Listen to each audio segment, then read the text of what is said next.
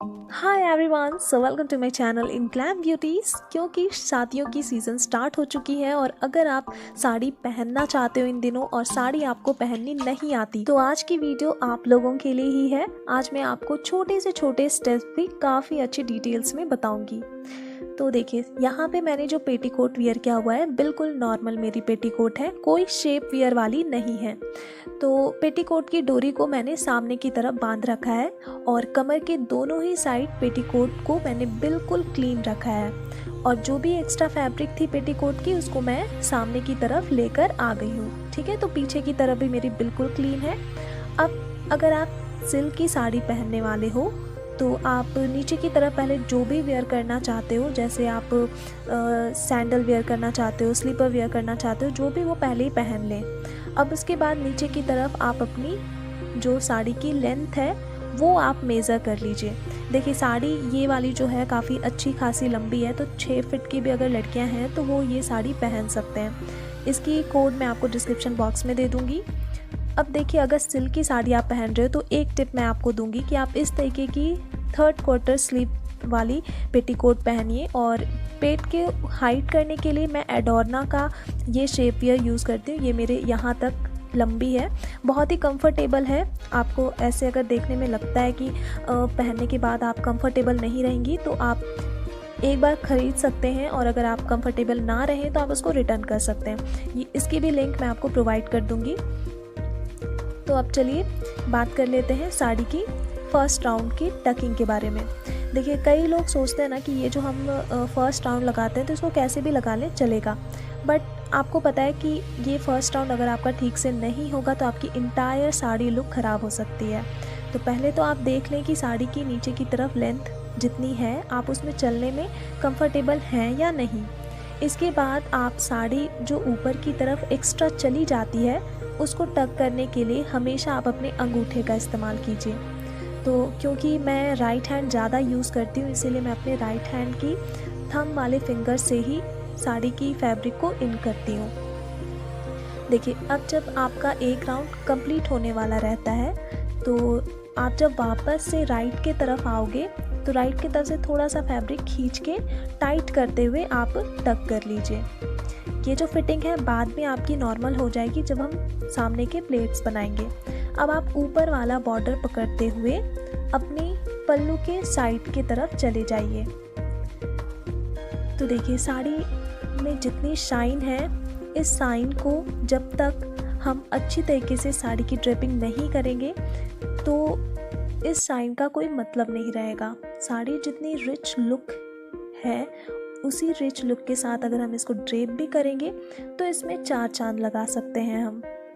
अब चलिए हम पल्लू को अरेंज करना सीखते हैं। देखिए, ये है मेरी लेफ़्ट साइड, ये है मेरी राइट साइड। तो मैं आपको लेफ़्ट साइड से ही पल्लू को सेट करना सिखाऊंगी। राइट वाले पार्ट को मैंने यहाँ पे कुछ देर के लिए टक करके छोड़ दिया है। देखिए, ये वाला जो फैब्रिक है ना, यहाँ पे मैं हल्का सा अपना अंगूठा इस तरीके से रखूँगी और अपने हाथों को मीन्स राइट हैंड के फिंगर को हमें ऐसे फंसाना है। ठीक है, आप देख रहे हो, ये देखिए। अगर आप चाहो तो देखिए, आप जो फर्स्ट प्लेट बनाओगे उसमें से थोड़ा सा कपड़ा पहले ही छोड़ दीजिए। मीन्स किनारी को पहले से छोड़ देना है आपको और फिर आपको प्लेट 1 बाय 1 करके अरेंज करना है। आप बस मेरी उंगलियां यहाँ पे देख सकते हो कि मैं अपनी उंगलियों को कैसे इस्तेमाल कर रही हूँ। अगर आप बिगनर हो तो फिर आपको ये स्टेप काफ़ी अच्छे से समझने की ज़रूरत है और अगर आप मेरे पूरे वीडियोस काफ़ी टाइम से देखते आ रहे हो तो फिर आई होप कि अब आप बिल्कुल अच्छी तरीके से ट्रेंड हो चुके होंगे प्लेट्स बनाने में। चलिए, अब मैं बताती हूँ इस तरीके की सिल्क की साड़ियों में जब आप प्लेट्स पकड़ लेते हो अच्छे से तो कैसे आपको अरेंज करना है। ठीक है, यहाँ पे आप देख लीजिए, मेरी जो फर्स्ट वाली प्लेट है वो बिल्कुल चौड़ी है और उसके पीछे जो भी प्लेट्स बनी हैं वो बिल्कुल भी नहीं दिख रही हैं उनके किनारों से। अगर आपके साथ ऐसा होता है कि पीछे की कोई भी प्लेट ज़्यादा बड़ी हो गई है तो आप आगे की ये प्लेट चौड़े कर सकते हो। आप बाद में भी इसको चौड़ा कर सकते हो, ये आपके ऊपर डिपेंड करता है। तो इसीलिए आप मैनेज करना सीखिए प्लेट्स बनाने के बाद। अगर ज़्यादा ज़रूरी हो या सभी प्लेट्स परफेक्ट नहीं आए हैं तभी आप पूरे प्लेट्स खोलिए, वरना आपको एक बार प्लेट्स बनाने के बाद पूरी प्लेट्स खोलने की ज़रूरत नहीं है। अब देखिए क्या करना है कि हम नीचे पहले प्लेट्स नहीं बनाएंगे, बल्कि पहले तो सभी प्लेट को हम बाहर की तरफ निकाल कर देख लेंगे। ये देखिए, जब हम प्लेट्स ऐसे सेट कर लेते हैं तो हमें सभी प्लेट्स कहाँ पे पकड़नी है वो नज़र आने लगती है।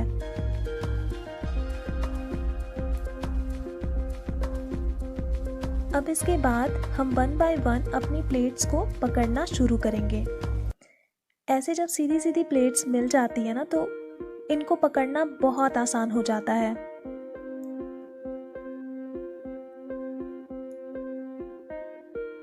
अगर मान लीजिए आपके आगे आने वाले प्लेट्स की क्रीज लाइन आपको नहीं दिख रही है तो थोड़ा सा आप अपनी साड़ी को ऐसे झटक सकते हो, जिससे कि आपको कहाँ पे अगली प्लेट पकड़नी है वो नज़र आ जाए। अब देखिए, जब हम साड़ी पहनते हैं ना तो आयरन करना हम भूल जाते हैं, या फिर आयरन करना हमें थोड़ा सा झंझट वाला काम लगता है। तो अगर आप चाहते हो कि आयरन भी ना करें लेकिन प्लेट्स भी बिल्कुल आयरन की हुई लगे, तो आप अपनी राइट लेग को ऊपर की तरफ हल्का सा उठा लीजिए।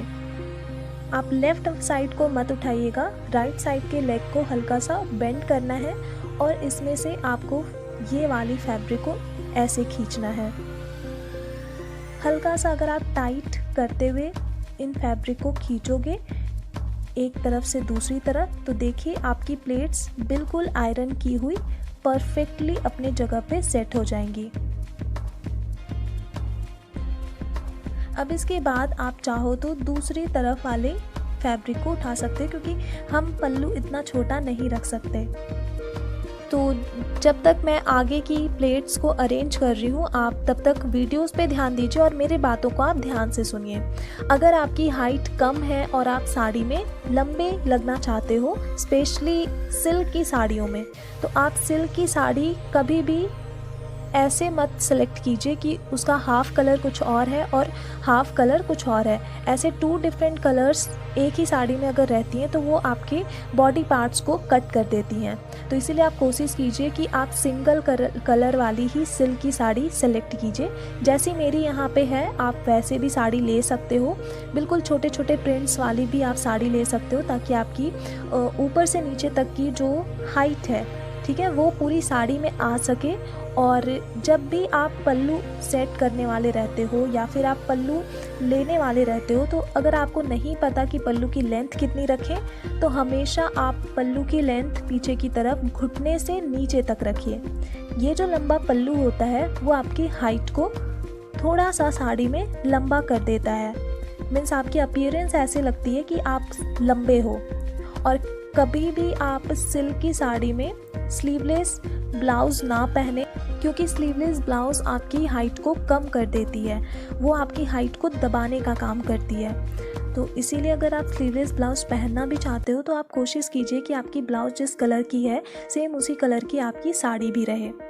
तो लीजिए, मैंने यहाँ पे बातों बातों में ही अपना पल्लू सेट कर लिया है। अब मैं आपको दिखाती हूँ कि अगर आपकी ब्लाउज़ आपके कंधे से हल्का सा ऑफ शोल्डर है, ठीक है, तो आप कभी भी ऑफ शोल्डर में ही अपनी पल्लू को सेट ना करें, बल्कि आप अपने बॉडी के कंधे को देखिए कि आपका कंधा कैसा है। उस हिसाब से ही आप पल्लू के बीच में चाहो तो लगा सकते हो पिन, क्योंकि यहाँ पे ना मेरी जो ब्लाउज़ है वो अच्छी तरीके से मेरे शोल्डर पे सेट नहीं है, थोड़ी सी ऑफ शोल्डर टाइप है मेरी ब्लाउज़, इसीलिए मैं पल्लू के बीच में यहाँ पे पिन लगाऊंगी। अब अगर आपसे लॉन्ग पल्लू संभल नहीं पाता है तो आप यहाँ पे अपनी ब्लाउज़ की नीचे की लेयर पे भी एक पिन लगा के इसको सेट कर सकते हो। इससे क्या होगा कि अगर आप किसी भी पार्टीज़ में जाते हो, फंक्शन में जाते हो, तो आपका ब्लाउज़ आप तक ही रहेगा, वो हवा से या फिर किसी और चीज़ों से वो दूसरों के पास नहीं फैलेगा। ठीक है, आप समझ रहे हो ना मेरी बातों का मतलब। तो इस तरीके से देखिए, आप अपनी लॉन्ग पल्लू को अपने तक ही रख सकते हो और परफेक्टली ये आपके हर एक प्लेट्स इसमें अपने आप में ही जगह पे ही बने रहेंगे। अब इसके बाद नीचे वाला जो ये बॉर्डर है, ठीक है, आप कोशिश कीजिए कि वो आपकी नेक लाइन के ऊपर ना चढ़े। अगर ऐसा होता है तो फिर आप जो भी ज्वेलरी वेयर किए रहते हो गले में, वो आपकी ढक जाती है। तो अगर ऐसा होता है तो आप देखिए ये वाली बॉर्डर को आप अपनी चेस्ट से हल्का सा ऐसे क्रॉस करते हुए ले जाइए ताकि ये ज़्यादा आपकी नेक लाइन पे ना चढ़े। अब हर एक प्लेट्स को आप बाहर की तरफ निकाल लीजिए। सामने की तरफ अगर हर एक प्लेट्स नज़र आती हैं, स्पेशली सिल्क की साड़ी में, तो ये बहुत खूबसूरत लगती है।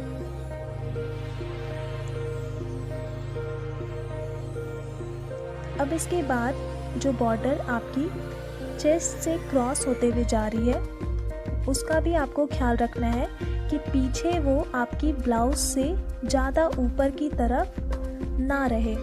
कई लेडीज़ को मैंने देखा है कि उनकी जो पीछे की तरफ वाली साड़ी का जो बॉर्डर होता है वो उनके ब्लाउज से बिल्कुल ऊपर होता है, तो वो पीछे से दिखने में बहुत ख़राब लगता है। आप इसका ध्यान रखिएगा।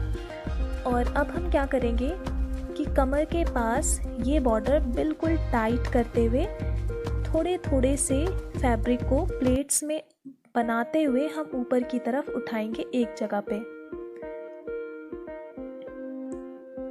जिनको भी ऐसा लगता है कि हम लूज पेटीकोट में कमर को, मतलब कमर के पार्ट को सेट करने के लिए पिन यूज़ नहीं कर पाते हैं, या फिर अगर यूज़ करते हैं तो वो लूज़ हो जाती है, तो आप यहाँ पे पिन लगाइए।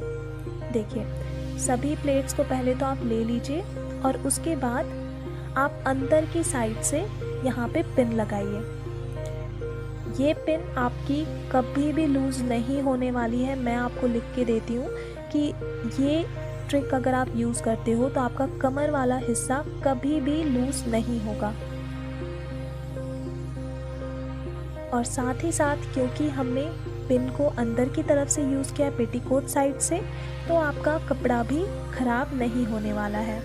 तो यहाँ पे कमर को टच करता हुआ जो बॉर्डर गया हुआ है, इस बॉर्डर को मैंने टाइट नहीं रखा है।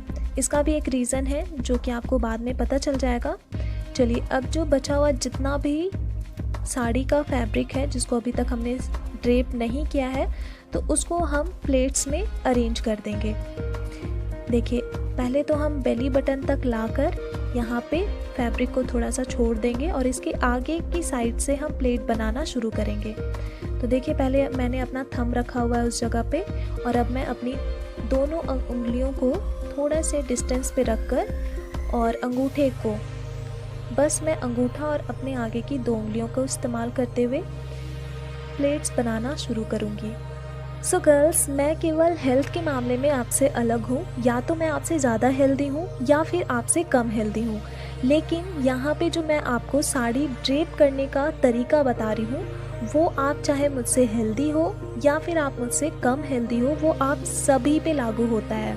तो सामने के जो प्लेट्स मैं यहाँ पे बना रही हूँ, या जब आप बनाओगे तो हमेशा आपको चौड़े ही रखने हैं, क्योंकि देखिए, चौड़े प्लेट्स अगर रहते हैं ना तो ऊपर से नीचे तक वो काफ़ी अच्छे से अरेंज हो जाती हैं, प्लस उनको संभालना भी बहुत आसान हो जाता है। जितने कम प्लेट्स होंगे उतने ही आप ज़्यादा अपनी साड़ी में कंफर्टेबल रहेंगे। तो देखिए, प्लेट्स जब आप बना लेते हो तो प्लेट्स को सामने वाले हिस्से को पकड़ने के साथ साथ उनका पीछे वाला हिस्सा भी पकड़ना उतना ही इम्पॉर्टेंट होता है। तो ये लीजिए, हमारे प्लेट्स ऊपर से नीचे तक बिल्कुल अच्छी तरीके से सेट हो चुकी हैं। तो अब हम सभी प्लेट्स की नीचे की तरफ जो लेंथ है उसको बराबर करेंगे और ऊपर की तरफ जो भी एक्स्ट्रा कपड़ा जा रहा है उसको हम वहाँ पे पकड़ लेंगे।